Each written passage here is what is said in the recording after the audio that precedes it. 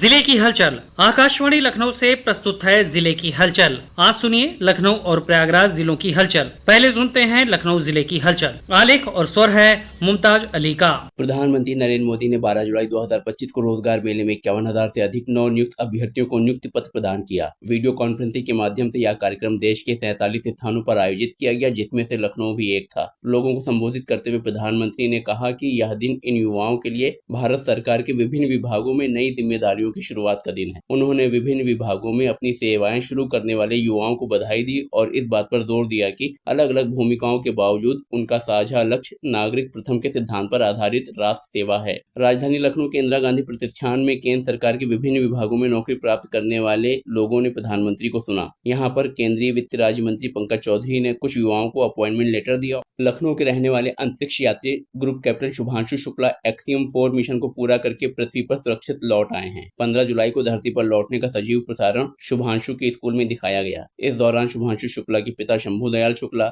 माता आशा शुक्ला और बड़ी बहन सहित अन्य परिजन उपस्थित रहे। सुरक्षित लौटने पर माता पिता ने नम आंखों से ईश्वर का धन्यवाद दिया। शुभांशु के पिता शंभू दयाल ने कहा कि बहुत बड़ा खुशी का पल है कि अच्छी तरह लैंडिंग हुई और उसकी अच्छी तरह डेंगन से बाहर आया। ये हमारे लिए बड़ा सुकून का क्षण था और हमको बहुत अच्छा लगा। और इसके लिए जो है देशवासियों ने जो बच्चे को दुआएं दी थी, आशीर्वाद दिया था, उनको सबको हम तहे दिल से शुक्रिया अदा करते हैं। और देश प्रदेश में उसका नाम रोशन हो रहा है।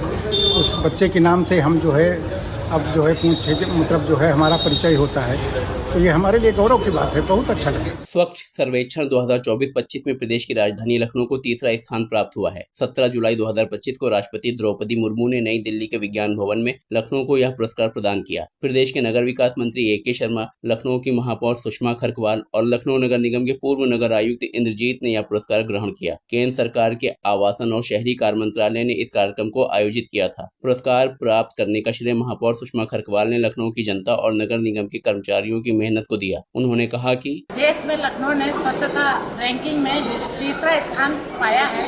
इसके लिए सबसे बड़ा सहयोग हमारे सफाई कर्मचारी, नगर निगम कर्मचारी, जल निगम कर्मचारी और नगर निगम के अधिकारियों के सहयोग से देश में तीसरे नंबर पे आए।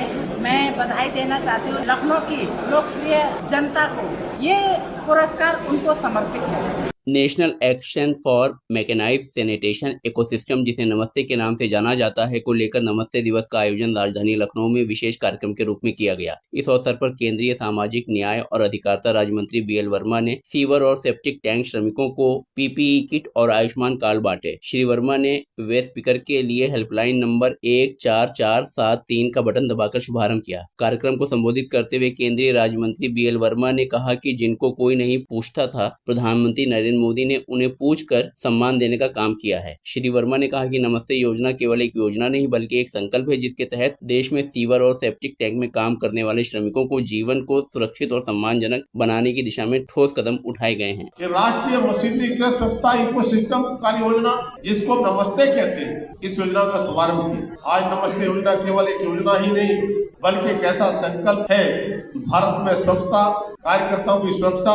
सम्मान और स्थायी आजीविका को सुनिश्चित करने के लिए शुरू करने का काम हुआ है। इसका उद्देश्य ये भी सुनिश्चित करना है कि स्वच्छता कार्यों में कोई दुर्घटना न हो, सभी कार्य प्रशिक्षित और कुशल कर्मियों के द्वारा किए जाए। लखनऊ में पवित्र सावन माह के चलते प्रत्येक सोमवार को शिव मंदिरों में भक्तों का जन सैलाब उमड़ रहा है। डालीगंज के मनकामेश्वर, पारा के बुद्धेश्वर और चौक के कोनेश्वर सहित विभिन्न शिव मंदिरों में बाबा का अलौकिक श्रृंगार किया जा रहा है। लोग अपने आराध्य की पूजा करके मनोकामनाएं पूरी होने की प्रार्थना कर रहे हैं। कई मंदिरों में रुद्राभिषेक और भस्म आरती भी आयोजित की जा रही है। प्रशासन ने मंदिरों के आसपास भक्तों की सुरक्षा के लिए खास प्रबंध किए हैं। प्रमुख और संवेदनशील स्थानों पर पुलिस को तैनात किया गया है। भारत में ताजियादारी और अज़ादारी का मरकज कहे जाने वाले लखनऊ में इमाम हुसैन का गम, श्रद्धा और शोक के माहौल में मनाया जा रहा है। मजलिस और मातम का दौर जारी है। आशूरा यानी 10 मुहर्रम को मुस्लिम समुदाय ने ताजियों को करबला में ले जाकर दफन किया। इससे पहले शहर में शाही जरी, मेहंदी, अलम फातिह फुरात और अलम शब आशूर का जुलूस अपने रवायती अंदाज में निकाला गया। लाखों की संख्या में लोगों ने इस जुलूस में शामिल होकर इमाम हुसैन और करबला के शहीदों को पुरसा दिया। प्रत्येक जुलूस के दौरान हिफाजत के कड़े बंदोबस्त किए गए थे। लखनऊ जिले की हलचल के बाद आइए सुनते हैं प्रयागराज जिले की हलचल। आलेख और स्वर है प्रवीण मिश्र का।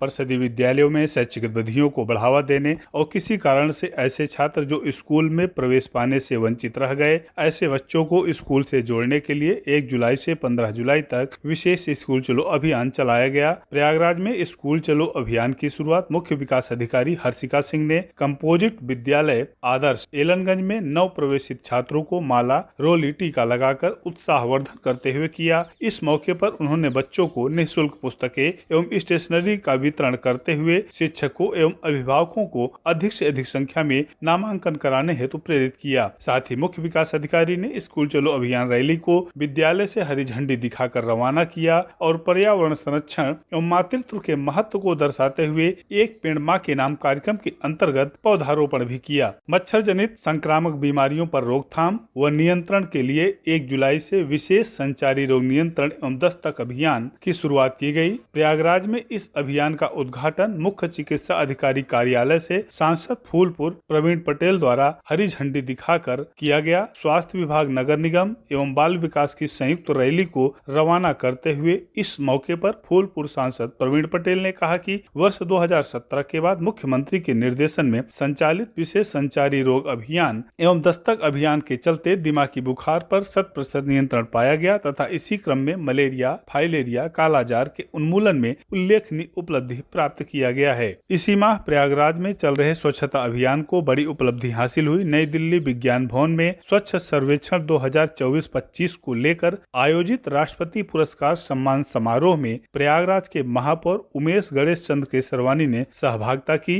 और उन्हें केंद्रीय नगर विकास मंत्री मनोहर लाल खट्टर ने स्वच्छ सर्वेक्षण 2024-25 में प्रयागराज गंगा टाउन क्षेत्र में स्वच्छता को लेकर प्रथम स्थान प्राप्त होने पर और विश्व का सबसे बड़ा धार्मिक आयोजन महाकुंभ मेले की अपार सफलता पर प्रयागराज को देश में विशेष पुरस्कार से सम्मानित किया। महापौर गणेश केसरवानी ने कहा कि यह पुरस्कार प्रयागराज की जनता को समर्पित है, जिनकी मेहनत का परिणाम है और उनके श्रम को दर्शाता है। दैनिक जीवन में जल का महत्व और इसके सदुपयोग को लेकर इसी माह भूजल सप्ताह 16 से 22 जुलाई तक आयोजन किया गया। इसके अंतर्गत भूगर्भ जल विभाग द्वारा प्रयागराज शहर के अलग अलग स्कूलों में छात्र छात्राओं को जल संरक्षण एवं संचयन के संबंधित जानकारी दी गई। विभाग द्वारा नुक्कड़ नाटक का आयोजन करवाकर स्कूल छात्र छात्राओं को वर्षा जल को बचाने एवं उसका संचयन करने के उपाय नाटक मंचन द्वारा बताया गया। सार्वजनिक स्थलों पर भी जनमानस में जल संचयन एवं संरक्षण संबंधी जानकारी विभाग द्वारा दी गई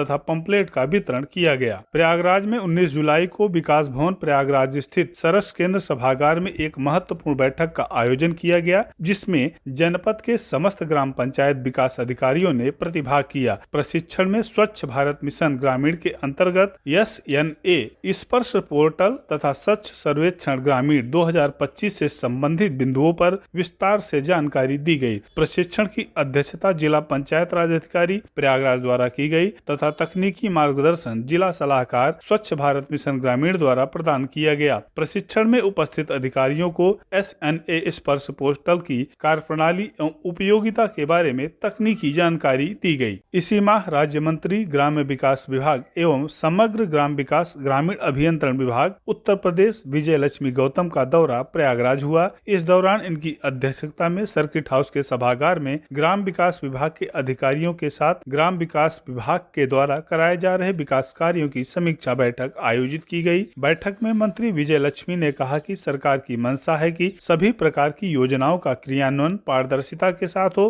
तथा सभी पात्र व्यक्तियों को सरकारी योजनाओं का लाभ बिना किसी भेदभाव एवं पक्षपात के मिल सके। इसलिए आप सभी को निर्देशित किया जाता है कि आप सभी लोग सरकारी योजनाओं का लाभ सभी पात्र व्यक्तियों को दिया जाना सुनिश्चित करें और कोई भी पात्र लाभार्थी वंचित न रहे। श्रावण महीने में बड़ी संख्या में श्रद्धालु प्रयागराज स्थित दशाश्वमेध घाट पहुंचते हैं और यहां से गंगा जल लेकर प्रसिद्ध शिव मंदिर की ओर प्रस्थान करते हैं। इसको लेकर प्रयागराज जिला प्रशासन और पुलिस प्रशासन के द्वारा विशेष प्रबंध किया गया है। सुरक्षित कांवड़ यात्रा के लिए जगह जगह पर पुलिस बूथ और ड्रोन के माध्यम से निगरानी की जा रही है। इसके अलावा जगह जगह पर प्रशासन एवं स्वयंसेवी संस्थाओं के द्वारा कैंप भी लगाए गए हैं। प्रयागराज स्थित शिव मंदिर मनकामेश्वर, पड़िला महादेव, नागवासकी, सोमेश्वर महादेव और गंगोली शिवाला शिवकोटि मंदिर में सुरक्षा के विशेष प्रबंध किए गए हैं। ये था आकाशवाणी लखनऊ के क्षेत्रीय समाचार एकांश द्वारा प्रस्तुत जिले की हलचल का आज का अंक।